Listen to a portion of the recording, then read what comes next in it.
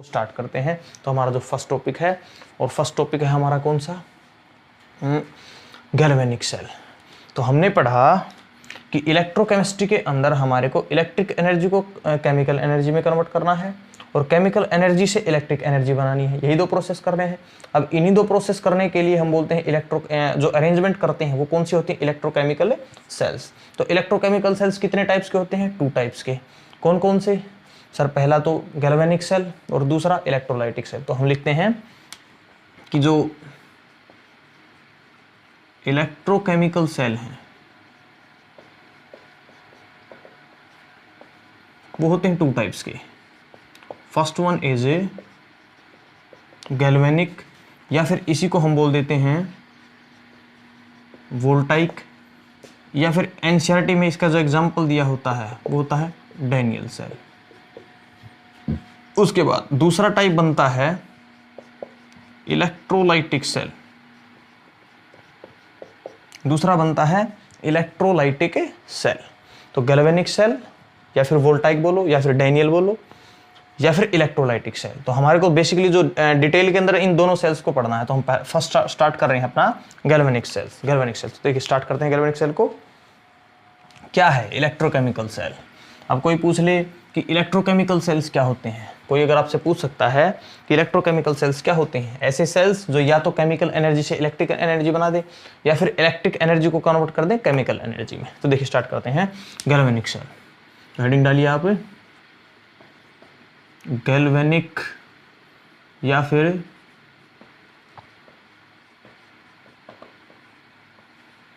Voltaic cell. तो देखिए अब गैल्वेनिक या फिर वोल्टाइक सेल्स होते क्या हैं। अब देखिए इसको पढ़ने से पहले हम थोड़ी सी इसकी हिस्ट्री को जानते हैं। तो एक तो गैल्वेनी साइंटिस्ट थे और एक जिनके नेम से है ये गैल्वेनिक, और दूसरा वोल्टा, अलेक्जेंडर वोल्टा कुछ ऐसा नेम था उनका। तो उन दोनों साइंटिस्ट ने सबसे पहले एक्सपेरिमेंट किए थे कैसे केमिकल एनर्जी से इलेक्ट्रिकल एनर्जी बनाई जाए, केमिकल एनर्जी से इलेक्ट्रिकल एनर्जी बनाई जाए। इसीलिए उन्हीं दोनों के नेम पर हमने इस सेल्स का नेम रखा है। तो अब स्टार्ट करते हैं हम कि ये जो इनके माइंड में आइडिया आया कि केमिकल एनर्जी से इलेक्ट्रिक एनर्जी बन सकती है, ये कहाँ से आया। क्योंकि जो साइंटिस्ट का माइंड है वो बहुत ही ब्रिलियंट होता है, आपको पता है। पता नहीं क्या कैसी कैसी बातें सोच लेते हैं, हम तो सोच भी नहीं पाते। हो सकता आप में से बड़ा होकर कोई साइंटिस्ट बन जाए और आपकी थिंकिंग उस तरह की हो, बट बड़ी ही कॉम्प्लेक्स थिंकिंग के, बड़ी ही अजीब थिंकिंग के आदमी होते हैं साइंटिस्ट। तो बहुत ही अच्छे इंसान हैं, हमारी लाइफ को काफ़ी आसान बना दिया है, तो रिस्पेक्ट करो। ओके, तो जो गैल्वेनिक और वोल्टाइक सेल का जो आइडिया है वो कैसे आया। तो देखिए इन्होंने क्या देखा, इन्होंने क्या किया, इन्होंने एक बिकर लिया, ये ले लिया इन्होंने एक बिकर। अब बिकर को लेके इन्होंने किया क्या, इस बिकर के अंदर इन्होंने एक सॉल्यूशन भर दिया, और जो सॉल्यूशन किसका था, कॉपर सल्फेट का। तो कॉपर सल्फेट का एक्वस सॉल्यूशन ले रखा था जिसका कलर होता है ब्लू। आपने छोटी क्लासेस के अंदर, लोअर क्लासेस के अंदर पढ़ रखा है। अब कॉपर सल्फेट के सॉल्यूशन के अंदर इन्होंने एक रोड रख दी, इस तरह से एक रोड उन्होंने रखी इस तरह से। और जो रोड थी, ये रोड कौन सी रोड थी, ये थी जिंक रोड, ये जिंक रोड थी। तो अब कुछ टाइम के बाद इन्होंने इसको रखे रहने दिया। अब कुछ टाइम के बाद इन्होंने नोट किया, इसे जो सॉल्यूशन के अंदर इन्होंने कुछ चीज़ों को नोट किया, कुछ ऑब्जर्वेशन की। क्योंकि साइंटिस्ट का सारा जो कंसेप्ट है वो ऑब्जर्वेशन के बेस पे होता है। ऑब्जर्व करते हैं, वो किसी भी प्रोसेस को ऑब्जर्व करते हैं ध्यान से कि इसके अंदर क्या क्या चेंजेस हो रहे हैं। तो उन्होंने देखा कि इसको कुछ टाइम के रखने के बाद हमने देखा कि क्या हुआ, पहला जो ब्लू कलर है, ब्लू कलर था वो क्या हो गया, कलरलेस। तो जो ब्लू कलर था सॉल्यूशन का वो रिमूव हो गया। दूसरी चीज़ उन्होंने क्या देखी, दूसरी चीज़ उन्होंने देखी कि जो ये जो बिकर था, इस बिकर का टेम्परेचर क्या हो गया था, इंक्रीज। बिकर का जो टेम्परेचर है, इस रिएक्शन मिक्सचर का जो टेम्परेचर वो इंक्रीज हो गया था, मतलब टेम्परेचर बढ़ा। उसके बाद तीसरी चीज़ उन्होंने क्या नोट की, इन्होंने नोट किया कि जो यहाँ पे ये जो जिंक की रोड थी, जिंक रोड थी जो, उसका जो वेट है, वो जिंक रोड का जो वेट था वो क्या हुआ, डिक्रीज। मीन्स जिंक की जो रोड है, जब इन्होंने निकाल के देखा इस जिंक की रोड को थोड़े से टाइम के बाद, तो इनको जो जिंक की रोड जैसे इन्होंने डाली थी वैसी नहीं मिली, वो थोड़ी सी गली गली मिली। गली में तो समझते हैं ना, जैसे आयरन गल जाता है ना जंग से, उसका जो शेप चेंज हो जाती है, उसका जो वेट है वो डिक्रीज, वैसे रस्टिंग से आयरन का वेट बढ़ता, वो सही बात है। बट यहाँ पे आप समझ रहे हैं कि मैं क्या कहने की कोशिश कर रहा हूँ, इसका जो वेट है, इसका जो साइज़ है वो डिक्रीज हो गया। यहाँ से ये इस तरह से जो साइज़ है वो ऐसे डिक्रीज हो गया, तो जिंक के रोड का जो वेट था वो डिक्रीज हो गया। और फोर्थ चीज़ इन्होंने क्या ऑब्जर्व की, इन्होंने देखा कि रेड ब्राउन कलर की जो पीपीटी थी, प्रेसिपिटेट था, वो बना। रेड ब्राउन कलर का प्रेसिपिटेट अपीयर हुआ। तो इन्होंने जब इस एक्सपेरिमेंट को, इस चीज़ को ऑब्जर्व किया, तो कुछ चेंजेस को ऑब्जर्व किया कि जो ब्लू कलर था सॉल्यूशन का वो हट गया, टेम्परेचर बढ़ गया, जिंक रोड का वेट घट गया, और रेड ब्राउन कलर जो प्रेसिपिटेट थे वो हमारे को नज़र आए। तो देखिए यहाँ पे इस तरह से एक पाउडर फॉर्म में हमारे को नज़र आया रेड ब्राउन प्रेसिपिटेट। अब रेड ब्राउन प्रेसिपिटेट क्या है, छोटे क्लासेस के अंदर पढ़ के आए। अब ये किसका होता है, कॉपर का। ये किसका होता है, कॉपर। तो कॉपर सॉलिड स्टेट में, अब अभी मैंने बताया था पिछले रिएक्शन के अंदर, कॉपर यहाँ पे किस स्टेट में था, +2 है ना, आयन की स्टेट में, उससे एलिमेंटल एटम की स्टेट के अंदर आ गया। तो ये कुछ चेंजेस उन्होंने देखे। तो उन्होंने यहाँ पे सबसे जो मेन बात देखी और सबसे जो मेन पॉइंट था यहाँ से, उन्होंने देखा कि टेम्परेचर बढ़ रहा है। टेम्परेचर बढ़ने का मतलब है देयरफॉर यहाँ से एनर्जी रिलीज हो रही थी। यहाँ से जो मेन पॉइंट उन्होंने जो अपनी काम की चीज़ निकाली, वो देखा कि इस रिएक्शन से एनर्जी रिलीज हो रही है। बट अब जो ये रिएक्शन थी, इनसे उनको कोई बेनिफिट लेना था, क्योंकि साइंटिस्ट जो चीज़ें करते हैं वो कुछ ना कुछ अपनी लाइफ को आसान बनाने के लिए करते हैं। तो वो यहाँ से कुछ सोच रहे थे कि इस रिएक्शन को, जिसके अंदर से एनर्जी रिलीज हो रही है, उस रिएक्शन को अपनी डेली लाइफ में कैसे यूज़ किया जाए। तो उनके माइंड में क्लिक किया कि जो एनर्जी रिलीज का प्रोसेस है, क्यों ना इसको इलेक्ट्रिक एनर्जी में कन्वर्ट किया जाए। क्योंकि जो रिएक्शन थी, ये कैसी रिएक्शन थी, ये रिडॉक्स रिएक्शन थी। कैसी रिएक्शन थी ये, रिडॉक्स रिएक्शन। अभी मैंने बताया था इसी रिएक्शन का एग्जांपल लेके, एक रिडॉक्स रिएक्शन थी। और जो रिडॉक्स रिएक्शन है ये एक ही बीकर के अंदर हुई है, तो ऐसी रिएक्शन को बोला जाता है डायरेक्ट रिडॉक्स रिएक्शन। कि जब हम रिडॉक्स रिएक्शन के दो कपल थे, दो मैंने बताए थे, दो हाफ थे, oxidation half and reduction half. तो जब दोनों रिडॉक्स रिएक्शन के दोनों पार्ट को, ऑक्सीडेशन हाफ को भी और रिडक्शन हाफ, जब एक ही बिकर के अंदर हो, तो ऐसी रिडॉक्स रिएक्शन को बोला जाता है डायरेक्ट। कि हमने इस रिडॉक्स रिएक्शन को डायरेक्ट करवाया था। बट उनके माइंड में क्लिक किया कि अगर हम इन दोनों, इसके दोनों हाफ को अलग अलग बिकर में करवाएं, तो क्या होगा, बोला इससे ये होगा कि यहाँ पे जो जिंक का जो ये साइज घटा है, तो उन्होंने अंदाजा लगाया कि ये कैसे घटा होगा, कि ये इस तरह से कि जिंक के जो एटम थे वो कन्वर्ट हो रहे हैं लगातार Zn+2 में। अब जिंक के एटम यहाँ से लगातार सॉल्यूशन के अंदर आ रहे हैं। किस फॉर्म में, Zn+2 की फॉर्म में। और रेड ब्राउन कलर अपीयर हुआ था, इसका बोला इन्होंने क्या, जो कॉपर के आयन थे +2, वो कहाँ पे आए, कॉपर सॉलिड की फॉर्म में। कहाँ पे आए, कॉपर सॉलिड की फॉर्म में। तो रोड से जिंक के एटम सॉल्यूशन में आ रहे हैं, बट सॉल्यूशन से कॉपर के जो आयन वो नीचे बैठ रहे हैं कॉपर सॉलिड की फॉर्म में। तो इसी वजह से कॉपर की जो रेड ब्राउन कलर की पीपीटी अपीयर हुई थी, और इसी वजह से जिंक की रोड का साइज डिक्रीज हुआ था। अब उन्होंने देखा कि जिंक Zn+2 में आएगा तो साथ में कितने इलेक्ट्रॉन भी रिलीज करेगा, 2 इलेक्ट्रॉन भी रिलीज करेगा। और कॉपर +2 से कॉपर में आएगा तो 2 इलेक्ट्रॉन को ये गेन करेगा। तो सोचा कि अगर रिडक्शन और ऑक्सीडेशन हाफ को अलग अलग बीकर में करवाया जाए एक वायर से जोड़ के, तो जो जिंक इलेक्ट्रॉन देगा वो कॉपर तक जाएंगे वायर की हेल्प से, है ना। तो वायर तक जाएंगे तो मींस इलेक्ट्रॉन का फ्लो हुआ, और इलेक्ट्रॉन का फ्लो हुआ तो क्या बनेगा, करंट। तो जो गैल्वेनिक सेल का आइडिया है वो इस तरह से एक्सपेरिमेंट से उनके पास आया। तो अब इस एक्सपेरिमेंट को जो उन्होंने सोचा था उसको किस तरह से प्रैक्टिकल वर्क के अंदर कन्वर्ट किया जाए। तो देखते हैं वो किससे किया, गैल्वेनिक सेल से। तो अगर आपको नोट करना है तो नोट कर लीजिए, वैसे कोई इंपॉर्टेंट नहीं, एग्जाम पॉइंट ऑफ व्यू से इंपॉर्टेंट नहीं है, बट जनरल नॉलेज से अगर आप इसको नोट करना चाहो तो कर लो। ओके, नोट हो गया, बहुत अच्छी, वेरी गुड। तो चलिए स्टार्ट करते हैं।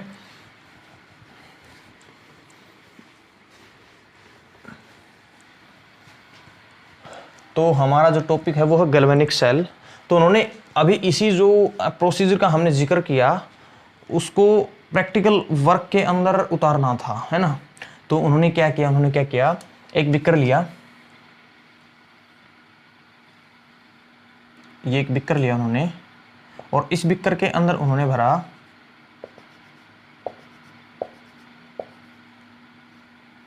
क्या, जिंक सल्फेट, कैसा, एक्वा सॉल्यूशन। और इसके अंदर उन्होंने लगा दी एक मेटल रोड, और जो मेटल रोड थी ये किसकी थी, ये थी जिंक की। तो उन्होंने लगाई जिंक रोड। और दूसरी तरफ उन्होंने एक बिकर लिया और इस बिकर के अंदर उन्होंने फिल किया किसको, कॉपर सल्फेट सॉल्यूशन को। और कॉपर सल्फेट सॉल्यूशन लिया तो उसके अंदर उन्होंने एक रोड लगा दी जैसे दूसरे बिकर में लगाई थी, और जो रोड थी इसका नाम उन्होंने दिया कॉपर रोड। नेम तो क्या थी, मतलब कौन सी मेटल की थी, कॉपर की। मेन से जिंक का ही साल्ट सॉल्यूशन, कॉपर का ही साल्ट सॉल्यूशन, मींस उन्हीं मेटल्स को उन्हीं के साल्ट सॉल्यूशन के साथ उन्होंने रखा। इसका भी रीजन था, अब क्या था भी आगे बताएंगे। और इन दोनों बिकर्स को उन्होंने कनेक्ट कर दिया एक वायर के साथ, और बीच में लगा दिया उन्होंने वोल्टमीटर। बीच में क्या लगा दिया, वोल्टमीटर, या फिर एमीटर भी लगा सकते हो, या फिर बल्ब भी लगा सकते हो आप, ताकि आपको पता लगे कि करंट फ्लो होता है या नहीं होता है। ये क्या था, ये था कंडक्टिंग वायर।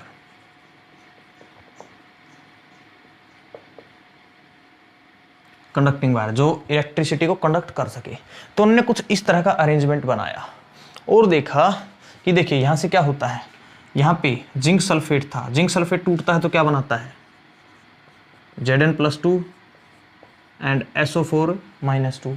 कॉपर सल्फेट है, कॉपर सल्फेट ब्रेक डाउन हो जाता है स्टेट के अंदर तो बनाता क्या है, Cu+2 साथ में SO4-2, है ना। तो इस तरह से आयन के अंदर ब्रेक डाउन हो जाते हैं, क्योंकि इलेक्ट्रोलाइट की तरह काम कर रहे हैं ये। इलेक्ट्रोलाइट क्या होता है वो भी पढ़ेंगे हम। इलेक्ट्रोलाइट एक ऐसा केमिकल सब्सटेंस होता है जो एक्वा स्टेट के अंदर अपने आयंस के अंदर टूट जाता है। जैसे कॉपर सल्फेट टूट गया, जिंक सल्फेट टूट गया, Zn+2 plus SO4-2, copper sulphate break down हुआ, Cu+2 SO4-2। ये सारी चीज़ आप आयनिक इक्विलिब्रियम के अंदर पढ़ के आए हैं 11th क्लास के अंदर। तो देखिए मैं ज़्यादा नहीं बता रहा हूँ। तो ये दो रोड ली, जिंक रोड, कॉपर रोड, दोनों ही अपने ही सॉल्यूशन में, जिंक सल्फेट के सॉल्यूशन में, कॉपर सल्फेट के सॉल्यूशन में। और साथ में क्या किया, अब उन्होंने क्या देखा, ये कंडक्टिंग वायर थी।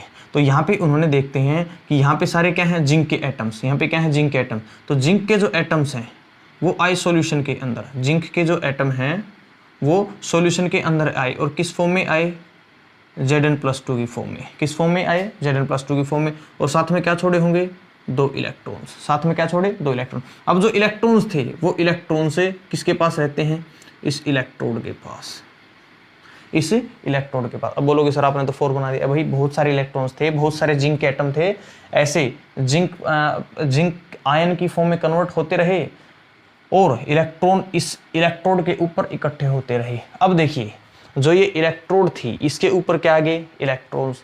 अब इन इलेक्ट्रॉन्स ने यहाँ पे अकमलेशन स्टार्ट की, जमा हो गए, बट इतने ज़्यादा हो गए कि ये अब धीरे धीरे इस कंडक्टिंग वायर से, इन्हें कंडक्टिंग वायर से ऐसे मूव किया। जैसे मूव किया तो ये जो अपना वोल्टमीटर है, जो अपना वोल्टमीटर है वो इस तरह से डिफ्लेक्शन शो करेगा। इस डायरेक्शन में क्यों का अभी बताते हैं। तो देखिए यहाँ से जो इलेक्ट्रॉन्स हैं वो ऐसे फ्लो होके किसके पास आए, वाई सर, इस इलेक्ट्रोड के पास, इस इलेक्ट्रोड पर। अब इस इलेक्ट्रोड के ऊपर क्या था, यहाँ से इस सॉल्यूशन के अंदर क्या थे, इस सॉल्यूशन के अंदर थे सर Cu+2 आयन। अब वो क्या करते हैं, वो कन्वर्ट हो जाते हैं कॉपर सॉलिड में, आयन से कन्वर्ट हो जाता है कॉपर में। कैसे, by gaining 2 electron, by gaining 2 electron. तो इट मीन से इस रोड को जरूरत थी इलेक्ट्रॉन्स की। क्यों? यहाँ पे जो कॉपर है वो 2 इलेक्ट्रॉन लेके कॉपर एटम की फॉर्म में कन्वर्ट हो रहा है, मींस रिडक्शन कर रहा है। तो अब 2 इलेक्ट्रॉन की जरूरत थी और यहाँ पे इलेक्ट्रॉन्स रिलीज हो रहे थे। इसी वजह से इस कंडक्टिंग वायर से ये जो इलेक्ट्रॉन्स हैं ये इस जिंक रोड से किसकी तरफ गए? कॉपर रोड की तरफ। तो इट मींस इलेक्ट्रॉन का फ्लो हुआ। और कन्वेंशनली आपको पता है अगर इलेक्ट्रॉन जिंक से कॉपर की तरफ जा रहे हैं तो इलेक्ट्रिक करंट जिसको हम किसे डिनोट करते हैं? आई से। आई क्या होता है? Electric current. वो कहां से कहां आएगा? कॉपर से जिंक की तरफ। इसी वजह से जो वोल्टमीटर जो रीडिंग है वो इस तरह से शो करता है, इसकी जो अंदर डिफ्लेक्शन शो करता है। तो अब उन्होंने ये प्रोसेस देखा। तो अब क्या हुआ? अब उन्होंने देखा कि जिंक के एटम लगातार सॉल्यूशन में आ रहे हैं आयन बन के, कॉपर के एटम लगातार 2 इलेक्ट्रॉन लेके कहां जा रहे हैं? कॉपर के अंदर। अब बोलोगे सर रेडॉक्स रिएक्शन तो कहीं आया नहीं। देखिए जिंक आयन की फॉर्म में आ रहा है, ऑक्सीडेशन नंबर बढ़ रहा है, 0 से +2 हो गया। अब इसी को बोलते हैं हम ऑक्सीडेशन रिएक्शन, इसी को बोलते हैं हम ऑक्सीडेशन।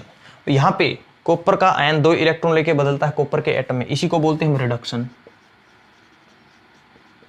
इसी को बोलते हैं हम रिडक्शन। और क्या ऑक्सीडेशन के लिए कंप्लीट होती है? क्या रिडक्शन? नहीं, ऑक्सीडेशन को कंप्लीट करता है रिडक्शन, रिडक्शन को कंप्लीट करता है ऑक्सीडेशन, मींस रिडॉक्स रिएक्शन दोनों से मिलके होती है। इसलिए ऑक्सीडेशन को हम बोलते हैं ऑक्सीडेशन हाफ सेल और इसको बोलते हैं हमें रिडक्शन हाफ सेल। कि जो गैल्वेनिक सेल है इसके 2 पार्ट हैं। गैल्वेनिक सेल के इस तरह से हमने 2 पार्ट बना दिए, ये ऑक्सीडेशन हाफ सेल, ये रिडक्शन हाफ सेल। इसके अंदर यहाँ पे रिडक्शन हो रही है, यहाँ पे ऑक्सीडेशन हो रही है, इस वजह से। अब रिडक्शन हाफ सेल, अब देखिए जिस भी इलेक्ट्रोड पे ऑक्सीडेशन हो जाए उसको हम बोलते हैं एनोड। तो ये क्या है? अपनी जिंक रोड है जो वो किसकी तरह काम कर रही है? एनोड। किसकी तरह काम कर रही है? एनोड। और उसके ऊपर कौन अकमलेट हो रहे हैं? यहाँ के इलेक्ट्रॉन्स। ये किसके अंदर रिच है? इलेक्ट्रॉन के अंदर। इलेक्ट्रॉन पे कौन सा चार्ज? नेगेटिव। इसीलिए एनोड के ऊपर यहाँ पे कौन सा चार्ज होगा? नेगेटिव। उसके बाद देखिए यहाँ पे आती है कॉपर। अब देखिए यहाँ पे जो इलेक्ट्रॉन्स हैं वो ज़्यादा हैं, तो इसके ऊपर नेगेटिव चार्ज ज़्यादा है, इसके ऊपर नेगेटिव चार्ज कम है। ऊपर से यहाँ पे जो इलेक्ट्रॉन्स आते हैं वो इलेक्ट्रॉन किसको दे रही है? कॉपर एटम को। तो हम इस पे मान सकते हैं कौन सा? इसको हम कह सकते हैं, इसको हम कह सकते हैं कैथोड, इसको हम कह सकते हैं कैथोड। अब कैथोड पे कौन सा चार्ज होगा? पॉजिटिव। कैथोड पे कौन सा चार्ज होगा? पॉजिटिव। तो अब देखिए, अब बहुत सारे स्टूडेंट्स को लग रहा होगा कि सर तो गलत पढ़ा रहे हैं ना, उल्टा पढ़ा रहे हैं। हमने तो पढ़ा था कि कैथोड पे कैसा चार्ज होता है? नेगेटिव। एनोड पे कैसा होता है? पॉजिटिव। देखिए वो भी पढ़ेंगे, वो पढ़ेंगे इलेक्ट्रोलाइसिस के केस में। तो अभी तक आपने सिर्फ जो लोअर क्लासेस के अंदर अभी तक सिर्फ आपने पढ़ी हैं कौन सी रिएक्शन से? आपने सिर्फ पढ़ी है कौन सी रिएक्शन? बोलिए, इलेक्ट्रोलाइसिस। तो इलेक्ट्रोलाइसिस में ऐसा होता है कि कैथोड के ऊपर नेगेटिव चार्ज होता है, एनोड के ऊपर पॉजिटिव होता है, बट यहाँ पे अपोजिट है। एक्चुअल में आप कभी भी एनोड को और कैथोड के चार्ज के बेसिस पे कभी भी एक्सप्लेन नहीं करोगे। अगर आप चार्ज के बेसिस पे एक्सप्लेन करते हो तो आपको नॉलेज नहीं है कंप्लीट। तो आपको इनको एक्सप्लेन इस तरह से करना है कि जिस भी इलेक्ट्रोड पे ऑक्सीडेशन हो जाए उस इलेक्ट्रोड को नाम देते हैं हम एनोड, और जिस भी इलेक्ट्रोड पे रिडक्शन हो जाए उसको हम नाम देते हैं कैथोड। तो इस इलेक्ट्रोड पे क्या हुआ है? रिडक्शन। क्यों? कॉपर के आयन 2 इलेक्ट्रॉन लेके गेन करके कॉपर एटम में कन्वर्ट हो गए, इसी को बोलते हैं रिडक्शन। तो कैथोड, जिस भी इलेक्ट्रोड पे रिडक्शन हो जाए आज से आप उसको बोलोगे कैथोड, और जिस भी इलेक्ट्रोड पे ऑक्सीडेशन हो जाए उसको नाम दोगे आप एनोड। कभी भी आप चार्ज के बेसिस पे एक्सप्लेन नहीं करोगे। ये बात सही है कि आपसे पूछेंगे इलेक्ट्रोलाइसिस प्रोसेस के अंदर कैथोड पे कौन सा चार्ज होता है, तो आपको वही बताना है नेगेटिव। बट गैल्वेनिक सेल के अंदर कैथोड पे कौन सा चार्ज होता है? पॉजिटिव। क्यों होता है मैंने अभी बताया आपको। इस पे नेगेटिव क्यों होता है ये भी मैंने बताया। तो अभी तक जो मैंने चीजें बताई हैं आप, आई होप आपको वो बहुत ही अच्छे से क्लियर है। अब हम एक नई चीज पढ़ते हैं कि अब उन्होंने ऐसा तो कर दिया, इलेक्ट्रॉन को फॉलो तो करवा दिया, उससे क्या बन गया? करंट भी बन गया। अब ये करंट कंटिन्यू नहीं रहा, थोड़ी सी देर तक तो प्रोसेस सही चलता रहा, थोड़ी सी देर तक प्रोसेस सही चलता रहा, कोई भी प्रॉब्लम नहीं आई। बट थोड़ी सी देर के बाद प्रॉब्लम आई। वो प्रॉब्लम क्यों आई? तो देखिए, जब ये हमने इस रिएक्शन को स्टार्ट किया था, तो जब ये जिंक सल्फेट इनिशियल कंडीशन में टूटेगा तो जितने जिंक बनाएगा उतने ही सल्फेट। मीन्स इनिशियल कंडीशन में जो सिचुएशन थी वो ऐसी थी, Zn+2 = SO4-2। यहाँ पे भी copper +2 initially equal to SO4 minus 2 means जितना पॉजिटिव चार्ज था उतना ही नेगेटिव था, जितना पॉजिटिव था उतना ही नेगेटिव था। अब देखिए जैसे जैसे टाइम स्पेंड होता जा रहा है, यहाँ से जिंक के जो एटम है, जिंक के जो एटम आयन बन के आ रहे हैं, इट मीन्स यहाँ पे किसकी कंसंट्रेशन बढ़ रही है, विद टाइम जिंक की जो कंसंट्रेशन है बढ़ती है ना। तो विद टाइम जिंक की जो Zn+2 की जो कंसंट्रेशन है, Zn से लगातार Zn+2 बन रहे हैं, इट मीन्स यहाँ पे Zn+2 की अमाउंट बढ़ जाएगी। तो Zn+2 will be higher than SO4-2, क्योंकि SO4 तो कहीं से आ नहीं रहे, इट मीन्स सिर्फ जिंक बढ़ रहे हैं, इसीलिए जिंक की आयन की बढ़ेगी। इसी वजह से हम कह सकते हैं देयरफॉर पॉजिटिव चार्ज इंक्रीजेज। तो इस सिचुएशन, इस हाफ सेल के अंदर पॉजिटिव चार्ज इंक्रीज होता है। अब यहाँ पे केस क्या है, यहाँ पे कॉपर का आयन कॉपर के एटम में कन्वर्ट होता है bye gaining 2 electron, means copper के आयन की जो अमाउंट है लगातार डिक्रीज हो रही है, कंटिन्यूसली वो टाइम के साथ डिक्रीज हो रही है। इसी वजह से कॉपर के आयन, तो विद टाइम के साथ कॉपर के जो आयन की अमाउंट कम हो जाएगी। तो अब यहाँ पे केस क्या होगा, Cu+2 की जो अमाउंट वो कम हो जाएगी, किससे, SO4-2 से, क्योंकि SO4 की अमाउंट कम नहीं हो रही है, सिर्फ Cu की अमाउंट कम हो रही है, इसलिए यहाँ पे SO4 ज़्यादा हो जाएंगे। और SO4 पे कौन सा चार्ज है, नेगेटिव, इसलिए हम कह सकते हैं कि इस साइड के अंदर रिडक्शन हाफ सेल के अंदर क्या होगा, नेगेटिव चार्ज इंक्रीज हो जाएगा, नेगेटिव चार्ज इंक्रीज हो जाएगा। तो अब ये नेगेटिव चार्ज इंक्रीज हुआ, इधर पॉजिटिव चार्ज इंक्रीज हुआ। तो अब बोला सर इससे क्या दिक्कत आई, मैंने अभी तो बताया था कि थोड़ी सी देर तक तो ये प्रोसेस सही चलता रहा, नो प्रॉब्लम, करंट फ्लो हो रहा था, कोई दिक्कत नहीं है, जो वोल्टमीटर वो रीडिंग शो, जो डिफ्लेक्शन शो कर रहा था, बट थोड़ी सी देर के बाद ये बंद हो गया। अब रीजन क्या था, अभी मैंने इतना डाटा आपको बताया है, क्या आप अभी कंसिडर कर सकते हैं कि क्यों बंद हुआ है? ओके, गेस कीजिए। Very good, okay. तो जो अच्छे स्टूडेंट को समझ आता है, देखिए यहाँ पे इलेक्ट्रॉन नेगेटिव चार्ज वाले उधर जा रहे हैं, बट इस साइड में जो पॉजिटिव चार्ज है वो लगातार क्या होता रहा है, इंक्रीज। तो अब थोड़े से टाइम के बाद ये जो पॉजिटिव चार्ज है, ये जो पॉजिटिव चार्ज वो इतना ज़्यादा हो जाएगा कि फिर ये नेगेटिव चार्ज को अपने पास से जाने देगा। बोलिए, पॉजिटिव चार्ज जब अच्छा खासा जमा हो जाएगा, बहुत ज़्यादा अमाउंट में बढ़ जाएगा, तो ये नेगेटिव चार्ज को अपने से दूर नहीं जाने देगा, क्योंकि पॉजिटिव नेगेटिव को क्या करता है, अट्रैक्ट। इट मीन्स यहाँ पे जो पॉजिटिव चार्ज इंक्रीज हुआ था थोड़े से टाइम के बाद, वो इलेक्ट्रॉन को बाहर की तरफ फ्लो होने से क्या करेगा, रोकेगा। अब यहाँ पे देखिए, यहाँ पे कौन सा चार्ज इंक्रीज हो रहा है, यहाँ पे नेगेटिव चार्ज इंक्रीज हो रहा है, यहाँ पे नेगेटिव चार्ज इंक्रीज हो रहा है। अब इधर आ कौन रहा है, नेगेटिव, इलेक्ट्रॉन्स आ रहे हैं। अब यहाँ पे पहले से ही बहुत ज़्यादा नेगेटिव है, ऊपर से नेगेटिव वाला ही आ रहा है। अब ये क्या करेगा, बोले भाई हम तो पहले से ही बहुत है ना, हमारी पॉपुलेशन पहले से ही ज़्यादा, आप मत आओ। अपने इंडिया वाली कंडीशन थी ना, जिस तरह से अपनी इंडिया में पॉपुलेशन बहुत ज़्यादा है, तो देखिए, तो यहाँ पे नेगेटिव चार्ज की जो पॉपुलेशन थी, नेगेटिव चार्ज की जो अमाउंट थी बहुत ज़्यादा थी, तो अब ये और ज़्यादा नेगेटिव चार्ज को नहीं आने देगा। मीन्स ये नेगेटिव चार्ज को बाहर नहीं जाने दे रहा, ऊपर से ये नेगेटिव चार्ज को रिपेल कर रहा है। तो क्या इलेक्ट्रॉन कंटिन्यूसली फ्लो होते रहेंगे? आप बोलिए, क्या इलेक्ट्रॉन्स कंटिन्यूसली फ्लो होते रहेंगे? बिल्कुल भी नहीं। Means therefore after some time flow of electrons stops, कुछ देर के बाद इलेक्ट्रॉन का जो फ्लो वो स्टॉप हो जाता है। अब ये तो साइंटिस्ट ने जो इतनी मेहनत की थी वो सारी खराब हो गई। अब क्या ऐसा होने देते, इसका तो कुछ ना कुछ सोल्यूशन निकालना पड़ेगा। बिल्कुल। तो अब बोला कि प्रॉब्लम कहाँ से ओरिजिनेट हुई है, कि यहाँ पे पॉजिटिव चार्ज बढ़ रहा है, यहाँ पे नेगेटिव चार्ज बढ़ रहा है। अब अगर कैसे करके यहाँ का पॉजिटिव चार्ज कम हो जाए, यहाँ का नेगेटिव चार्ज कम हो जाए। अब पॉजिटिव चार्ज को कम करने के लिए क्या करना पड़े, यहाँ पे नेगेटिव भेजना पड़े, यहाँ पे नेगेटिव चार्ज को कम करने के लिए यहाँ पे क्या भेजना पड़े, पॉजिटिव। मीन्स यहाँ पे अगर सल्फेट आयंस की अमाउंट भी बढ़ जाए, यहाँ पे कॉपर या कैटाइन की अमाउंट भी बढ़ जाए, तो ये दोनों प्रॉब्लम सोल्व हो जाए। तो इस प्रॉब्लम को सोल्व किया हमने साल्ट ब्रिज से। इसको किससे सोल्व किया, साल्ट ब्रिज से। तो उसको करने से पहले हम कुछ इंपॉर्टेंट पॉइंट यहाँ से नोट कर लेते हैं। नोट कीजिए, देखिए हम कुछ इंपॉर्टेंट सी बातें लिखते हैं गैल्वेनिक सेल के बारे में। हम लिखते हैं पहला पॉइंट, फर्स्ट पॉइंट क्या, कि electrode at which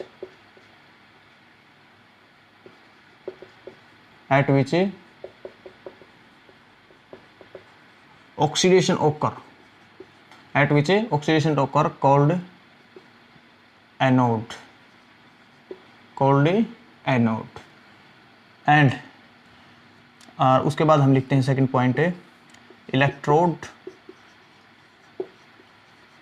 eight which reduction ओकर, कि जिस पे रिडक्शन होती है उसको हम बोलते हैं कैथोड, उसको हम बोलते हैं कैथोड। पहली चीज़ें क्लियर है। जिस इलेक्ट्रोड पे ऑक्सीडेशन हुआ है उसको हमने एनोड का नाम दिया है, जिस इलेक्ट्रोड पे रिडक्शन हुआ है उसको हमने कैथोड का नाम दिया। अब एनोड के ऊपर due to oxidation of zinc atom into Zn+2 electron increases on anode, therefore it get a negatively charged, negatively charge. मैंने क्या बताया कि जिंक एटम की ऑक्सीडेशन की वजह से एनोड के ऊपर इलेक्ट्रॉन्स बढ़ जाते हैं, इसी वजह से एनोड के ऊपर कैसा चार्ज आ जाता है, नेगेटिव। उसके बाद दूसरे पॉइंट, अब कैथोड के बारे में लिखते हैं। कैथोड पे क्या हुआ है, ड्यू टू रिडक्शन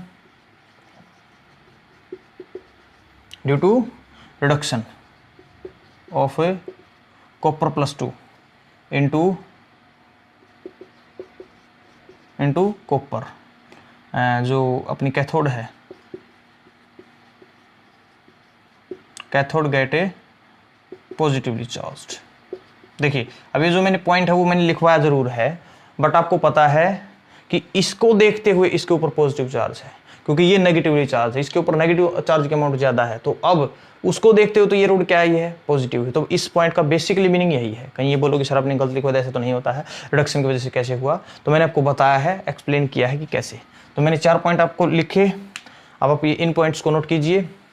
और आपको नोट करने का ना मैं बहुत अच्छा तरीका बताता हूँ। आप यूट्यूब पे वीडियो को देखते हैं, यूट्यूब पे जब मैं आपको बोलूँ कि आप नोट कीजिए, आप अपने वीडियो को पॉज कीजिए, वीडियो को पॉज करके आप वीडियो को जो स्क्रीन है अपनी उसका स्क्रीनशॉट ले लीजिए, आप स्क्रीन का स्क्रीनशॉट ले लीजिए उसको, उससे बाद में आप अच्छे से आराम से बिल्कुल इत्मीनान से आप नोट्स बनाइए, है ना। ऐसे आपको आपका जो कंसेप्ट है वो कंटिन्यूसली चलता रहेगा, जैसे बीच में रुक रुक के मज़ा नहीं आता नोट करते वक्त। तो मेरा सजेशन है, मेरा पर्सनल सजेशन है, अगर अच्छा लगे तो माने, नहीं तो आपको जैसे नोट करना है कीजिए। तो आप नोट कीजिए इसको, वेरी गुड, बहुत अच्छे, नोट हो गया, वेरी गुड, नोट हो गया तो बहुत अच्छे। चलिए हम स्टार्ट करते हैं। तो आगे पॉइंट लिखते हैं हम।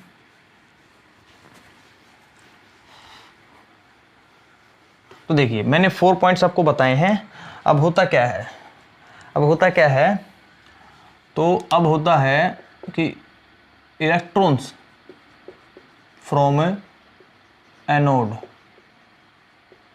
Moves towards cathode, through conducting wire,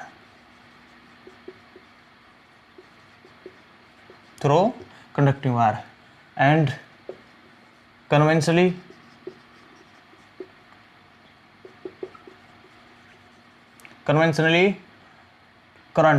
electric current moves from cathode to anode. बहुत इंपॉर्टेंट पॉइंट है कि जो इलेक्ट्रॉन्स हैं वो मूव करते हैं इस जिंक रोड से कॉपर की तरफ, या मैं कहूँ एनोड से कैथोड की तरफ इलेक्ट्रॉन। और आपको पता है जिस डायरेक्शन में इलेक्ट्रॉन मूव करते हैं उससे अपोजिट डायरेक्शन में मूव करता है करंट। तो करंट कहाँ से कहाँ मूव कर रहा है, इंपॉर्टेंट पॉइंट है। करंट मूव कर रहा है कैथोड से एनोड की तरफ, और इलेक्ट्रॉन मूव कर रहे हैं एनोड से कैथोड की तरफ। ये बिल्कुल सही है। अब इसके आगे सिचुएशन क्या होती है, इसको आपको पता है। इसके आगे सिचुएशन जो होती है, initially in oxidation half cell, देखिए इन ऑक्सीडेशन हाफ सेल जो Zn+2 is equal to SO4 -2, but after some time after some time में Zn+2 will be greater than SO4 - 2 because of oxidation. मतलब शुरुआत में जितना जिंक पॉजिटिव था उतना ही sulphate negative था, मतलब पॉजिटिव चार्ज नेगेटिव चार्ज के इक्वल था, बट थोड़े से टाइम के बाद जिंक सल्फेट से ज़्यादा हो गया। किसकी वजह से? ऑक्सीडेशन की वजह से। किसकी वजह से? Oxidation. Therefore positive charge increase, तो ऑक्सीडेशन हाफ में क्या हुआ आपको पता लग गया है, नोट कीजिए। वेरी गुड, नोट हो गया, बहुत अच्छे, वेरी गुड। चलिए अब नेक्स्ट पॉइंट लिखते हैं। अब देखिए ऑक्सीडेशन हाफ सेल में पॉजिटिव चार्ज बढ़ा है, बट इसके अपोजिट है। But initially in a reduction half cell copper +2 are equal to SO4 - 2, but after some time, कुछ समय के बाद Cu+2 will be less than SO4 - 2। ऐसा क्यों? because of reduction, therefore negative charge increases, कि reduction half cell के अंदर reduction की वजह से थोड़े से टाइम के बाद कॉपर के जो आयन है सल्फेट के आयन से कम रह जाते हैं। इसी वजह से नेगेटिव चार्ज क्या हो जाता है? इंक्रीज। नेगेटिव चार्ज की अमाउंट हो जाती है ज़्यादा।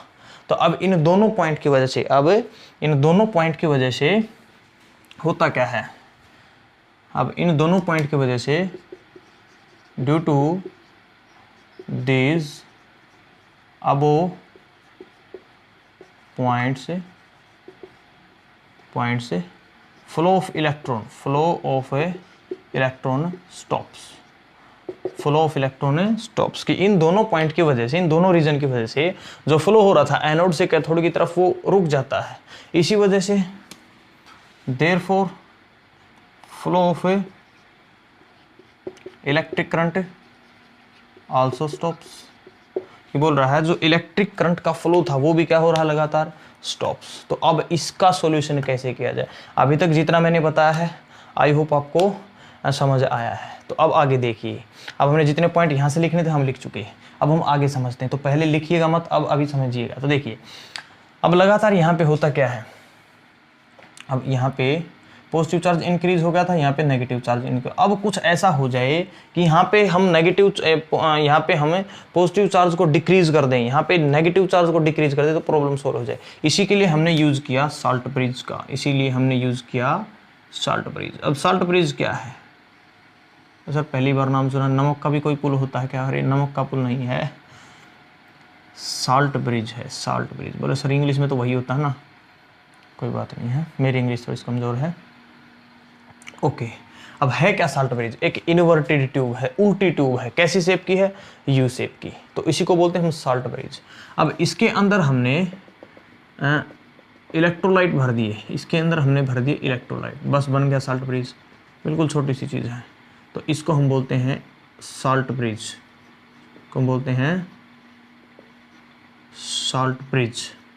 अब साल्ट ब्रिज के अंदर जो हमने इलेक्ट्रोलाइट भरे वो क्या हो सकते हैं? जैसे पोटाशियम सल्फेट, KCl एटसेट्रा। अब जैसे मान लीजिए इस केस में हमने क्या ले लिया? Potassium sulphate. इस केस में हमने क्या ले लिया? अब पोटाशियम सल्फेट क्या देगा? K पॉजिटिव प्लस में SO4 - 2। अब देखिए यहाँ पे कौन सा चार्ज बढ़ रहा था? यहाँ पे सर चार्ज बढ़ा था पॉजिटिव, इसलिए अब किसको अट्रैक्ट करेगा? ये नेगेटिव चार्ज को अट्रैक्ट करेगा। मीन्स किसको अट्रैक्ट करेगा? सल्फेट। तो सल्फेट, तो यहाँ पे जो साल्ट ब्रिज है उसके अंदर जो इलेक्ट्रोलाइट है, उस इलेक्ट्रोलाइट से आयन बने, तो जो अपोजिटली चार्ज आयन है वो अपने से अपोजिट चार्ज के पास जाएंगे। तो सल्फेट आयन मूव करेंगे इस तरफ, और जो पोटाशियम आयन है वो मूव करेंगे इस तरफ। तो अब देखिए यहाँ पे कौन सा चार्ज बढ़ा था? यहाँ पे चार्ज बढ़ा था सर नेगेटिव। तो पॉजिटिव को चार्ज कम करने के लिए किसकी जरूरत थी? नेगेटिव चार्ज की। सल्फेट आयन दे दिए। अब यहाँ पे कौन सा चार्ज बढ़ रहा था, नेगेटिव। अब उसको रिड्यूस करना था, तो हमारे को क्या चाहिए, पॉजिटिव चार्ज। इसीलिए पोटाशियम आयन किसकी तरफ मूव करेगा, इधर, इसकी तरफ मूव करेगा। तो इस तरह से साल्टब्रिज ने जो चार्जेस बढ़ रहे थे उस प्रॉब्लम को सोल्व कर दिया। बोला सर उस प्रॉब्लम को सोल्व थोड़ा ही करना था, हमारे को तो इस प्रॉब्लम को सोल्व करना था कि करंट क्यों नहीं फ्लो हो रहा है। देखिए करंट ना फ्लो होने का रीजन क्या था, करंट ना फ्लो होने का रीजन यही तो था कि पॉजिटिव चार्ज बढ़ रहा है। अब ये पॉजिटिव चार्ज इलेक्ट्रॉन को अपनी तरफ अट्रैक्ट करता है, जाने नहीं देता है। अब पॉजिटिव चार्ज वापस से क्या हो गया है, डिक्रीज। कंडीशन कैसे होगी, पहले जैसी कंडीशन होगी। तो अब इस इलेक्ट्रॉन को कोई खींचने वाला नहीं बचा, यहाँ पे इलेक्ट्रॉन को रिपेल करने वाला नहीं बचा। इसी वजह से अब इनके फ्लो को कोई भी दिक्कतें नहीं है, आसानी से ये फ्लो कर सकते हैं। तो इस वजह से हमने इस दिक्कत को रिमूव कर दिया। So this problem was removed by salt bridge, removed by salt bridge. तो इसी प्रॉब्लम को रिमूव किया गया, किसकी हेल्प से किया गया, साल्टब्रिज की हेल्प से। साल्टब्रिज क्या है, एक यू शेप यू के जैसी है बट उल्टे यू की जैसे, U shape inverted tube which contain electrolyte, suitable electrolyte. देखिए कोई भी इलेक्ट्रोलाइट नहीं रख सकते। क्या कैरेक्टरिस्टिक्स होनी चाहिए इसके इलेक्ट्रोलाइट के, आगे हम पॉइंट्स में लिखते हैं। पहले आप इसको समझिए कि साल्टब्रिज है क्या और साल्टब्रिज ने किया क्या है।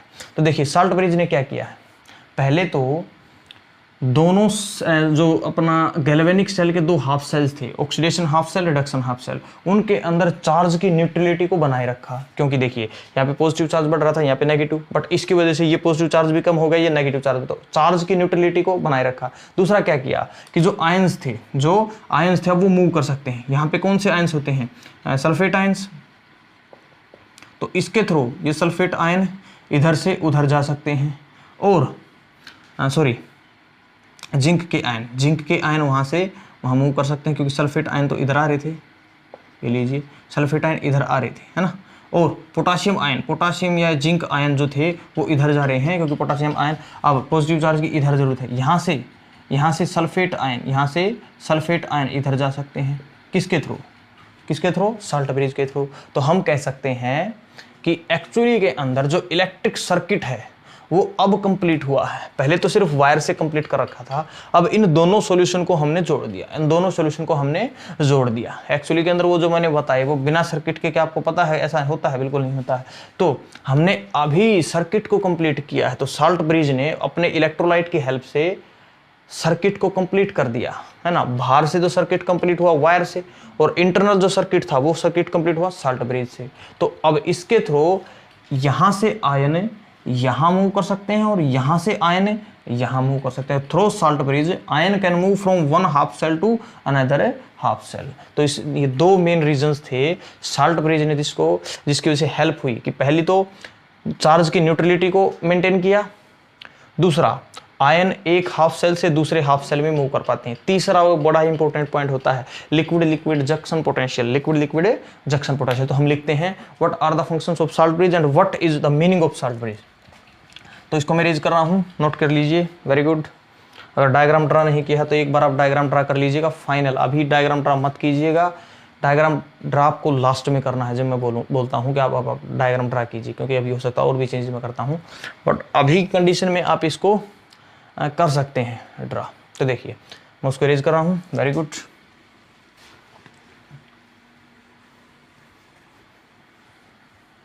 तो अब हम देखते हैं कि what is the meaning of साल्टब्रिज।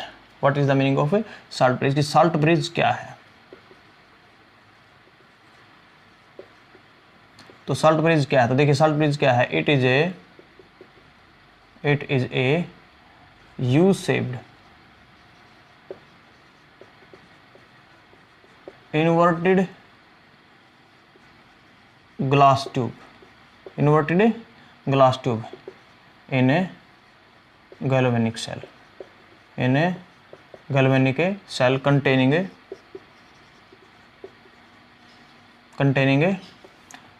inert electrolyte।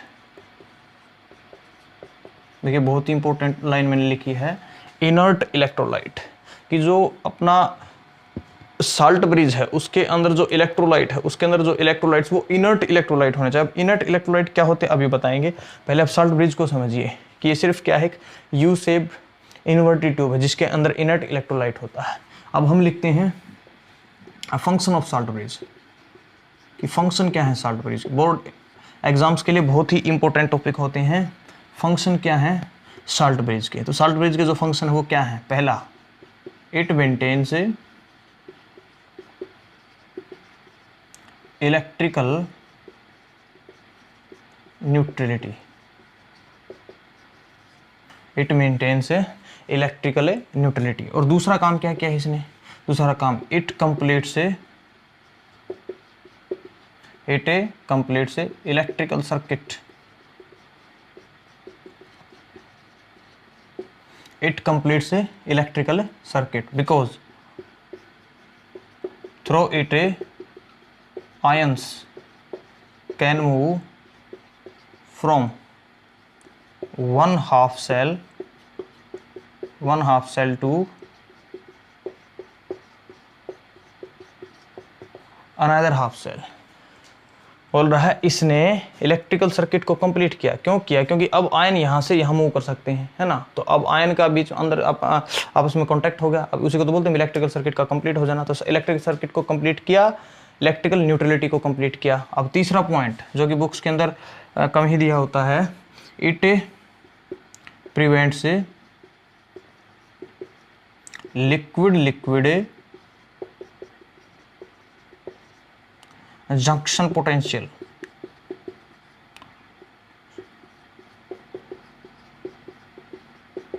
It prevent a liquid junction potential. तो ये लिक्विड जो जंक्शन पोटेंशियल होता है उसको मेंटेन करता है। अब लिक्विड जंक्शन पोटेंशियल क्या है उसको भी मैं भी बताऊंगा, पहले आप इसको नोट कीजिए। साल्ट ब्रिज क्या है, फंक्शंस क्या है, बोर्ड एग्जाम के लिए बहुत ही इंपॉर्टेंट है।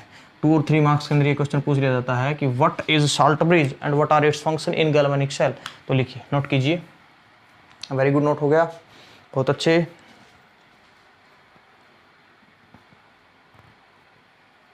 ओके, नोट हो गया, वेरी गुड।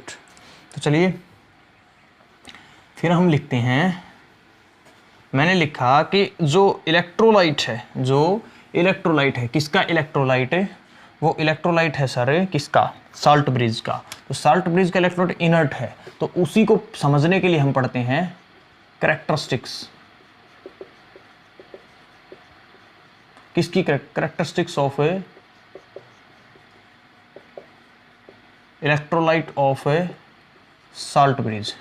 कि ऐसा नहीं है कि साल्ट ब्रिज के अंदर जो मन किया हमने वो इलेक्ट्रोलाइट भर दिया, ऐसा नहीं है। इसके अंदर ऐसा ही होता है जैसे KCl है, K2SO4 है, सिलोनाइट्रेट है, एटसेट्रा। अब ऐसा क्यों होता है, देखिए इसका पहला रीजन क्या है कि it should be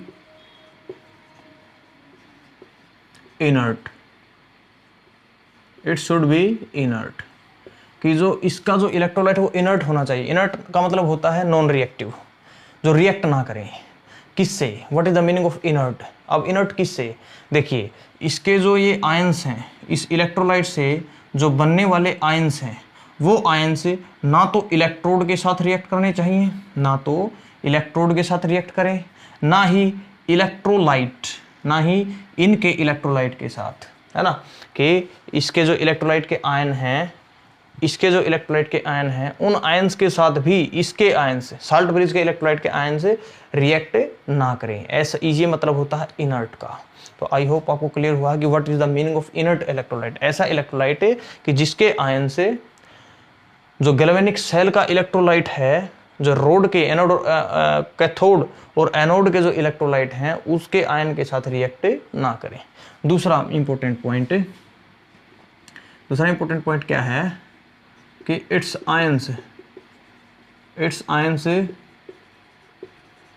should have equal transport number, it's ions should have equal transport number और आयनिक मोबिलिटी। अब इस पॉइंट को समझिए कि इसके जो आयंस है ना, साल्ट ब्रिज का जो इलेक्ट्रोलाइट है उसके अंदर से जो बने वाले आयंस हैं, इनका जो ट्रांसपोर्ट नंबर है वो इक्वल होना चाहिए। इनका जो ट्रांसपोर्ट है वो ट्रांसपोर्ट नंबर वो इक्वल होना चाहिए। अब ट्रांसपोर्ट नंबर का आपको शायद नहीं पता होगा कि what is the meaning of A transport number. देखिए ट्रांसपोर्ट नंबर क्या होता है, आयनिक मोबिलिटी क्या होती है, आयनिक कंडक्टेंस क्या होता है, ये सारी चीज़ों के लिए मैं एक अलग से वीडियो शूट करूंगा। तब तक के लिए मैं आपको बस थोड़ा सा इंट्रोडक्शन देता हूं कि what is the meaning of transport number. Transport number क्या होता है, ट्रांसपोर्ट नंबर होता है charge carrying capacity. Transport number क्या होता है, charge carrying capacity of A cation और एनायन, कि एक इलेक्ट्रोलाइट ने टोटल चार्ज कैरी किया, अब उसमें से कैटायन ने कितना चार्ज कैरी किया और एनायन ने कितना चार्ज किया। तो ट्रांसपोर्ट नंबर को हम बेसिकली डिफाइन कर सकते हैं चार्ज कैरिंग कैपेसिटी, और दूसरे वर्ड्स के अंदर हम कह सकते हैं fraction of total charge carried, कि जो टोटल चार्ज है उसमें से कितना उसने कैरी किया उसको बोलते हैं हम ट्रांसपोर्ट नंबर। आयनिक मोबिलिटी को आप इस तरह से समझ लीजिए कि स्पीड, कि किस स्पीड से ये जो आयंस हैं, ये जो आयंस है ये किस स्पीड से मूव करते हैं, है ना, उसको बोलते हैं ionic mobility. Mobility means motion, movement. तो इन दोनों की जो स्पीड है वो सेम होनी चाहिए। जिस स्पीड से ये के पॉजिटिव जाएगा उसी स्पीड से SO4 टूटेगा और उसी स्पीड से ये जाएंगे। अब देखिए ऐसा क्यों जरूरी है, अगर मान लीजिए कि जो नेगेटिव आयन है जो इधर आ रहा है वो तो स्पीड से चल रहा है, और जो कैटायन है वो जो इधर जा रहा है वो स्लो चल रहा है, तो यहाँ का तो चार्ज मेंटेन हो जाएगा, यहाँ का चार्ज जल्दी मेंटेन हो जाएगा, वहाँ का चार्ज लेट से मेंटेन हुआ, क्योंकि इस आयन की स्पीड स्लो थी, इस आयन की स्पीड फास्ट है, तो प्रॉब्लम सोल्व नहीं होगी। यहाँ पे चार्ज अब उल्टा क्या हो जाएगा, यहाँ पे नेगेटिव चार्ज कम न्यूट्रलाइज होगा, यहाँ पे पॉजिटिव चार्ज कम न्यूट्रलाइज होगा। अब अगर दोनों सेम स्पीड से जाएं, जिधर जितना ये जा रहा है उतना ये जा रहा है, दोनों की स्पीड सेम हो जाए, दोनों का ट्रांसपोर्ट इक्वल हो जाए, जैसे होता है KCl के लिए 0.5 होता है, पोटाशियम का भी क्लोरीन का भी, तो इस तरह से स्पीड सेम होती है, तो जितना जल्दी ये न्यूट्रलाइज होगा उतना जल्दी ये न्यूट्रलाइज होगा, तो हमारी प्रॉब्लम बिल्कुल सॉल्व। तो ये मतलब था ट्रांसपोर्ट नंबर और आयनिक मोबिलिटी। अब मैं बता रहा हूँ कि ये चीज़ें डिटेल में मैं नेक्स्ट एक अलग से वीडियो बनाऊंगा, उसके अंदर आपको मैं बताऊंगा। अभी के लिए आप इतना ध्यान रखिए। तो what are the characteristics of a electrolyte of salt bridge, की साल्ट ब्रिज के अंदर जो इलेक्ट्रोलाइट हम भरेंगे वो ऐसा नहीं है कोई भी उठा के भर दिया, उसकी कैरेक्टरिस्टिक्स हैं कि उसके जो आयंस हैं, वो जो इलेक्ट्रोलाइट है वो इनर्ट होना चाहिए, वो आयंस ना तो इलेक्ट्रोड के साथ रिएक्ट करने चाहिए ना उनके इलेक्ट्रोलाइट के साथ। दूसरा कि इन आयंस की जो स्पीड है, जो आयनिक मोबिलिटी है वो सेम होनी चाहिए। तो ये होते हैं साल्ट ब्रिज की इलेक्ट्रोलाइट की कैरेक्टरिस्टिक्स, और ये होता है साल्ट ब्रिज का फंक्शन। अब पढ़ते हैं कि व्हाट इज जंक्शन पोटेंशियल, कि मैंने एक पॉइंट लिखवा था सर वो तो आपने छोड़ ही दिया, कि what is the meaning of liquid junction potential, है ना, कि साल्ट ब्रिज मेंटेन्स थी या प्रिवेंट्स थी लिक्विड जंक्शन पोटेंशियल। तो इस तरह से समझिए, मान लीजिए अगर ये दोनों सॉल्यूशन डायरेक्ट कॉन्टैक्ट में होते, कि मैंने एक ट्यूब ले ली, ये मैंने इस तरह से ट्यूब ले ली, इस तरह से ट्यूब ले ली मैंने, अब उनको मैंने इस तरह से एक सिंपल सी मेम्ब्रेन के साथ सेपरेट कर दिया। तो इधर ले लिया जिंक सल्फेट, इधर ले लिया कॉपर सल्फेट। अब आयन इधर भी हैं, आयन इधर भी हैं, आयन इधर भी हैं, आयन इधर भी हैं। अगर मान लीजिए यहाँ पे पॉजिटिव चार्ज है, यहाँ पे नेगेटिव चार्ज है, कि कैसे भी करके मान लीजिए यहाँ पे नेगेटिव चार्ज बढ़ गया, यहाँ पे पॉजिटिव चार्ज, मीन्स चार्ज की सेपरेशन हुई, और जहाँ पे भी चार्ज की सेपरेशन हो जाती है वहाँ पे जनरेट होता है पोटेंशियल डिफरेंस, और जैसे ही पोटेंशियल डिफरेंस होगा तो अब दो लिक्विड थे उनको वो यहाँ से मिल रहे हैं, और जहाँ पे कोई चीज़ मिल रही है उसको बोलते हैं जंक्शन। तो ये है लिक्विड जंक्शन, ये है लिक्विड जंक्शन। और इन चार्ज सेपरेशन की वजह से यहाँ पे जो वोल्टेज जनरेट होता है उसको बोलते हैं हम लिक्विड जंक्शन पोटेंशियल, उसको बोलते हैं लिक्विड जंक्शन पोटेंशियल। और जो लिक्विड जंक्शन पोटेंशियल है, ये हमारा जो ये करंट फ्लो होता है, ये जो करंट फ्लो होता है उसको रिटार्ड करेगा, उसको क्या करेगा, ये रिटार्ड, उसको रोकेगा। तो अब वो प्रॉब्लम ना हो, इसलिए हमारे को हटाने की जरूरत थी लिक्विड जंक्शन पोटेंशियल की। अब लिक्विड जंक्शन पोटेंशियल बनता कब, जब इन दोनों सॉल्यूशन को हम साथ रखते हैं, बट हमने साथ नहीं रखा, हमने किसको रखा, हमने बीच में रखा है साल्ट ब्रिज। तो साल्ट ब्रिज की वजह से लिक्विड जंक्शन पोटेंशियल नहीं बनता, इसी वजह से हमारा जो करंट फ्लो हो रहा है, हमारे जो इलेक्ट्रॉन्स फ्लो हो रहे हैं, करंट फ्लो हो रहा है, उसके फ्लो के ऊपर कोई भी इफेक्ट नहीं पड़ता। तो ये था लिक्विड जंक्शन पोटेंशियल। तो ये था गैल्वेनिक सेल, किस तरह से हमने chemical energy of A redox reaction convert की इनटू इलेक्ट्रिक करंट। तो पहला टाइप जो गैल्वेनिक सेल्स, आई होप आपको क्लियर हुआ है। अब आप डायग्राम ड्रा कर सकते हैं, डायग्राम में थोड़ा सा कुछ आपको अजीब लग रहा हो तो मेंटेन कर लीजिएगा, खुद से एडजस्टमेंट कर लीजिएगा। तो चलिए नोट कीजिए, वेरी गुड।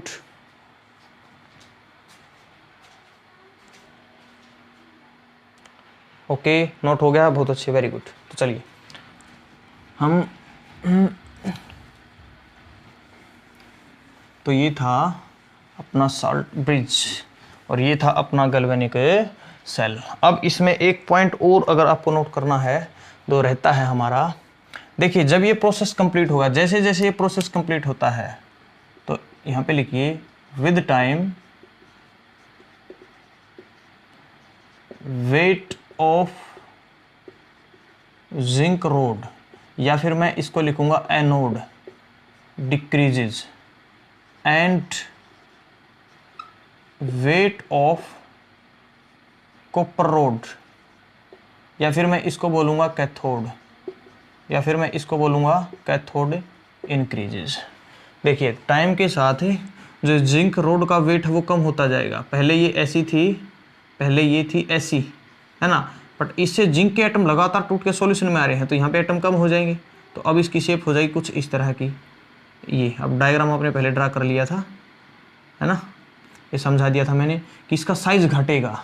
ऊपर से यहाँ से कॉपर के आयंस कॉपर के एटम में कन्वर्ट हो रहे हैं, यहाँ पे डिपॉजिट हो रहे हैं, यहाँ पे इस तरह से डिपॉजिट हो रहे हैं, तो इट मीन्स इसकी जो शेप है प्रोसेस के बाद वो हो जाएगी कुछ इस तरह की, इसकी शेप बढ़ जाएगी। तो कॉपर रोड का जो वेट है इंक्रीज होता है, जिंक रोड का वेट डिक्रीज होता है। अब क्यों होता है मैं एक्सप्लेन कर चुका, यहाँ पे ऑक्सीडेशन की वजह से, यहाँ पे रिडक्शन की वजह से। तो ये इंपॉर्टेंट पॉइंट था। और हम यहाँ से लिख सकते हैं इंपॉर्टेंट पॉइंट जो पूछ लिए जाते हैं बोर्ड के एग्जाम्स में, कंपटीशन में, in galvanic cell, in galvanic cell या फिर voltaic cell, external circuit, external circuit is completed by flow of electron through conducting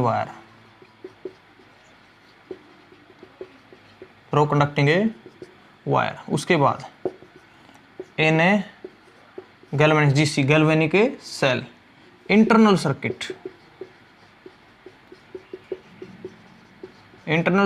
is completed, internal circuit is completed by flow of ions through salt bridge,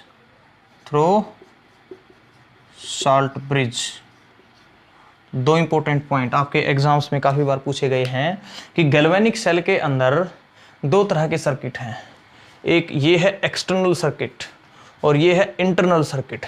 तो बताइए external circuit किसके द्वारा complete हुआ है, तो बताएंगे flow of electrons through conducting wire.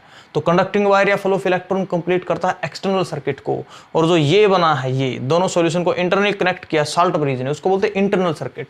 तो internal circuit is completed by flow of ions जो फ्लो हुए किसके थ्रू साल्ट ब्रिज। तो साल्ट ब्रिज कंप्लीट करता है इंटरनल सर्किट को, कंडक्टिंग वायर कंप्लीट करता है एक्सटर्नल सर्किट को। तो ये पॉइंट भी आपको ध्यान रखने हैं। उसके बाद साल्ट ब्रिज के अंदर जैसे हमने जो इलेक्ट्रोलाइट्स लिए हैं, इन इलेक्ट्रोलाइट्स को सॉलिडिफाइड करके भी हम ले सकते हैं। अगर पाउडर के अंदर आपने पढ़ा होगा कई बार, जिलेटिन भी यहाँ पे यूज कर सकते हैं। अब अगर पाउडर क्या होता है, अगर पाउडर होता है, आप ये मान लीजिए एक रेड एल्गी होती है, इसको रेड एल्गी होती है, उसके दो कंपोनेंट होते हैं, एक के बड़े साइज होते हैं, एक छोटे, उनको जब मिलाते हैं हम सॉलिडिफाई कर देते हैं तो एक पाउडर फॉर्म बन जाता है, जो कि यहाँ पे लिक्विड स्टेट की बजाय सॉलिड स्टेट में होता है।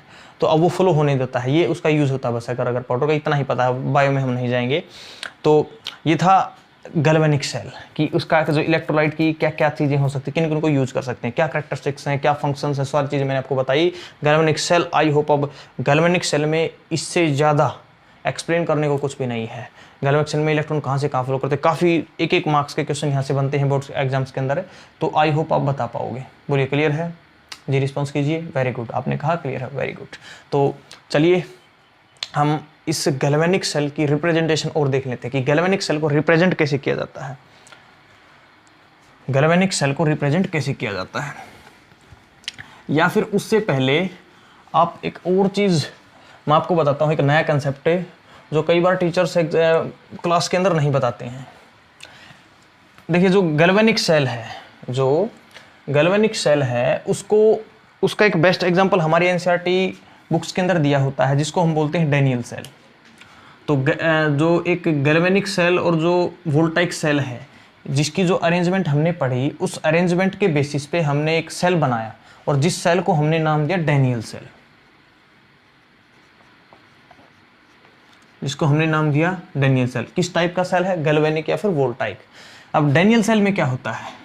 डैनियल सेल में एक वेसल लेते हैं हम, और जो वो वेसल होता है वो किसका होता है? वो होता है कॉपर वेसल। अब इसमें चेंज नहीं कर सकते हम, कॉपर वेसल। और उसमें हम लगा देते हैं एक पोर्ट, और जो पोर्ट है वो किसका काम करता है? वो काम करता है साल्ट ब्रिज का, वो काम करता है साल्ट ब्रिज का। तो ये होता है पोरस पोर्ट, ये होता है पोरस पोर्ट। क्यों बोला है? देखिए मैं समझाने के लिए आपको बता रहा हूँ। इस तरह से उसमें पोर्स होते हैं, इस तरह से पोर्स होते हैं, ताकि जो डिफरेंट इलेक्ट्रोलाइट्स हम लेंगे उनका एक्सचेंज हो सके। पोरस पोर्ट मैंने समझाने के लिए बताया, ऐसा होता नहीं है, आपको पता है उसकी जो वॉल्स हैं उसके अंदर छोटे छोटे पोर्स होते हैं। तो अब ये होता है अपना पोरस पोर्ट। अब यहाँ पे कॉपर वेसल है जो, अब यहाँ पे हम भर देते हैं,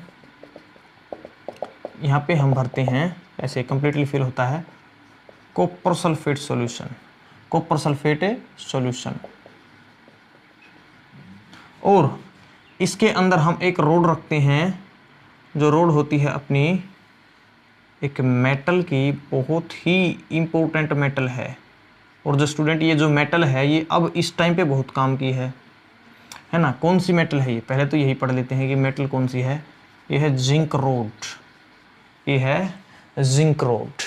अब जिंक अभी क्यों काम की? देखिए लॉकडाउन का काम, लॉकडाउन का टाइम है और कोरोना वायरस पीक पे है अपने इंडिया के अंदर।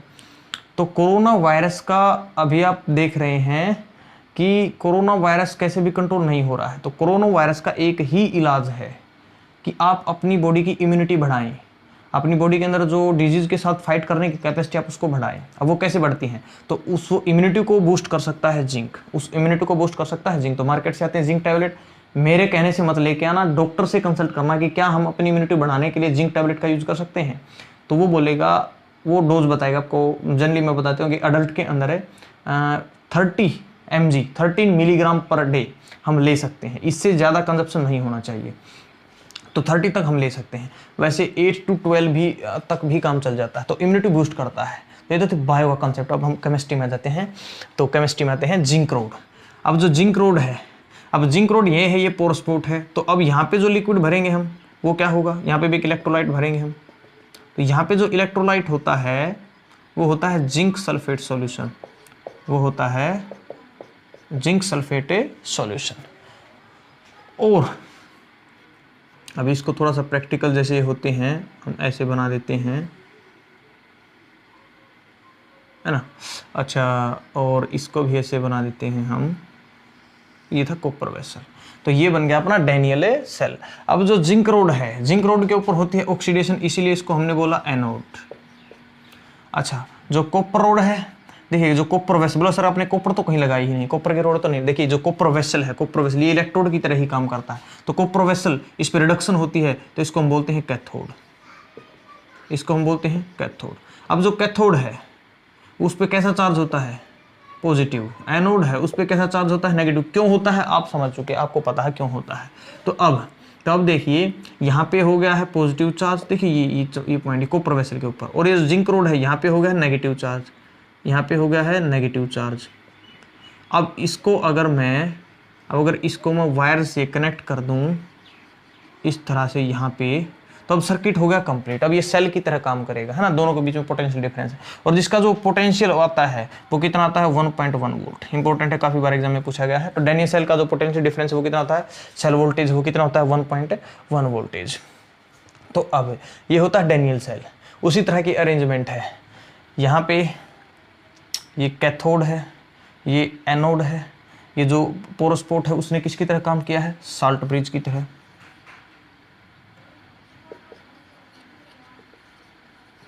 अब कैसे? साल्ट ब्रिज के थ्रू क्या हुआ था? आयंस मूव किए थे, यहाँ के आयंस यहाँ जा सकते हैं, यहाँ के आयंस यहाँ आ सकते हैं, यही तो किया था साल्ट ब्रिज ने। इसके आने से क्या होता है? चार्ज की न्यूट्रलिटी मेंटेन हो गई थी। तो ये था। तो ये कंस्ट्रक्शन होती है किसकी? ये कंस्ट्रक्शन होती है डैनियल सेल की। किसके बेसिस पे, जो हमने कंस्ट्रक्शन अभी तक जो हमने वर्किंग मैकेनिज्म और जो हमने कंस्ट्रक्शन पढ़ी थी किसकी, गैल्वेनिक सेल या फिर वोल्टाइक सेल। तो ये एग्जांपल आपकी एनसीईआरटी की बुक्स में दिया होता है, कौन क्या करता है, कैसे, आपको समझ आया है। अब ये समझाने की जरूरत है नहीं कि जिंक रोड क्या करेगी, आपको पता है। ये जो पोर्शन है ये कौन सा काम करेगा, ऑक्सीडेशन हाफ सेल का। ये जो पोर्शन है ये क्या किसका काम करेगा, रिडक्शन हाफ सेल का। यहाँ पे ऑक्सीडेशन होगी, सॉरी यहाँ पे रिडक्शन होगी, यहाँ पे ऑक्सीडेशन होगी। कौन क्या करता है सारा मैकेनिज्म हम पढ़ चुके हैं। तो ये था डैनियल सेल। तो डैनियल सेल आपने नोट कर लिया। अब डैनियल सेल का जो पोटेंशियल है, डैनियल सेल का जो पोटेंशियल वो कितना है, 1.1 वोल्ट, 1.1 वोल्ट। तो अब देखिए, अब हम वापस से वो डायग्राम बनाने वाले हैं, आप इसको नोट कीजिए, आपको ड्रा करना आना चाहिए। वेरी गुड, नोट हो गया, बहुत अच्छे, वेरी गुड।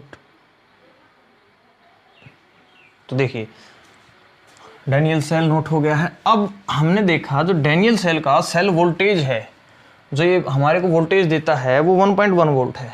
अब यहाँ पे 3 केस बनते हैं जो आपको जनरली क्लास के अंदर नहीं पढ़ाया जाता, बट मैं पढ़ा रहा हूँ, थोड़ा सा एक्स्ट्रा है, कर लीजिए, वेरी गुड, आपके लिए ही है, तो हो सकता है कहीं ना कहीं काम आ जाए। क्या, जैसे मैं एक छोटा सा बनाता हूँ, ये मैंने बनाया कोई एक सेल, गैल्वेनिक सेल। उसी तरह से मैंने जिंक सल्फेट, कॉपर सल्फेट, यहाँ पे मैंने लगा दी जिंक रोड, यहाँ पे मैंने लगा दी copper rod, zinc rod and copper rod, zinc rod and copper rod, उनको मैंने कनेक्ट कर दिया एक वायर के साथ, और बीच में मैंने कहीं लगा दिया वोल्टमीटर, मैंने लगा दिया वोल्टमीटर। ओके, अब ये क्या थी, जिंक रोड, ये क्या थी, कॉपर रोड, ये क्या है, कॉपर सल्फेट, ये है जिंक सल्फेट।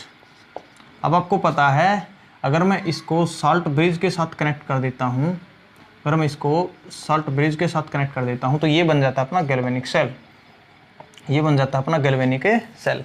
अब होता क्या है यहाँ पे, अगर मैं इस सेल को, गैल्वेनिक सेल को, जो डैनियल सेल था जिसका वोल्टेज 1.1 वोल्ट है, उसको अगर मैं किसी एक्सटर्नल सर्किट से कनेक्ट कर दूं, जैसे मैंने बाहर से कोई वोल्टेज से जोड़ दिया इसको, ये पॉजिटिव टर्मिनल, ये नेगेटिव टर्मिनल,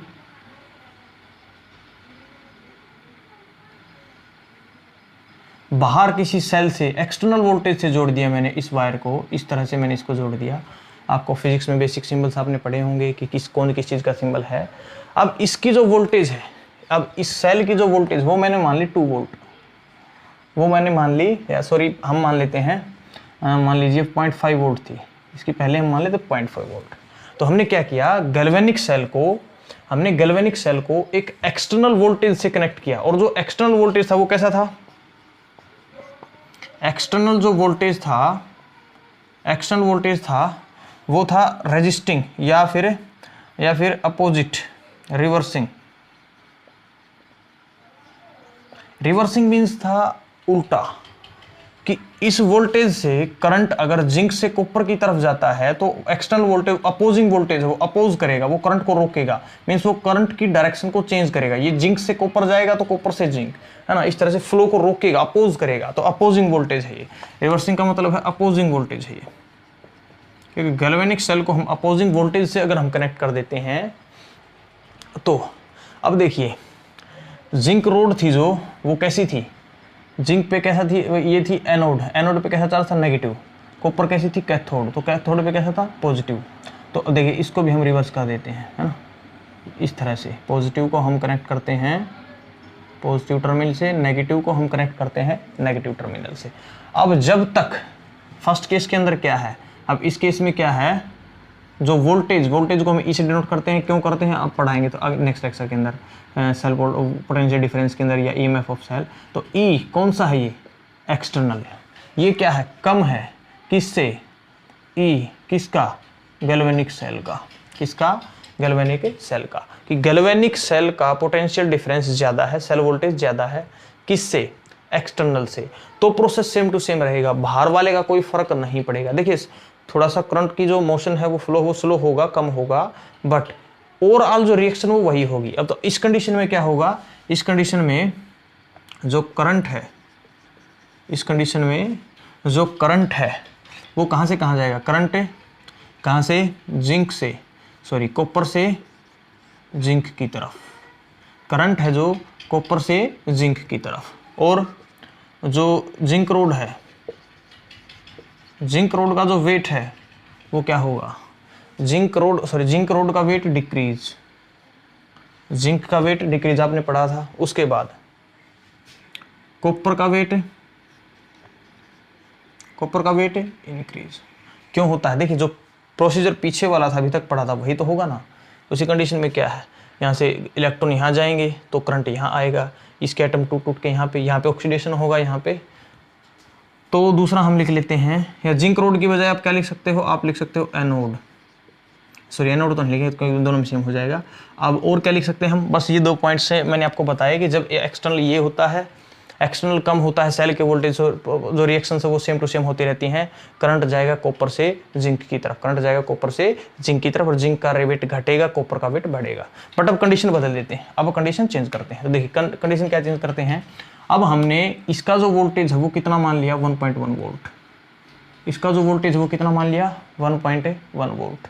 तो अब क्या होगा, अब E external is equal to E of galvanic cell, galvanic cell का जो वोल्टेज है वो बिल्कुल इक्वल एक्सटर्नल के। तो अब जितनी रिएक्शन यहाँ पे हो रही थी उतनी रिएक्शन ऊपर होगी, मीन्स दोनों रिएक्शन एक दूसरे को क्या कर देंगे, कैंसिल आउट। इट मीन्स कोई भी इलेक्ट्रॉन का फ्लो नहीं होगा, तो current does not flow, current या फिर electron does not flow. Zinc road का जो वेट है वो, और कॉपर रोड का जो वेट है, दोनों क्या रहेंगे, रिमेन से सेम।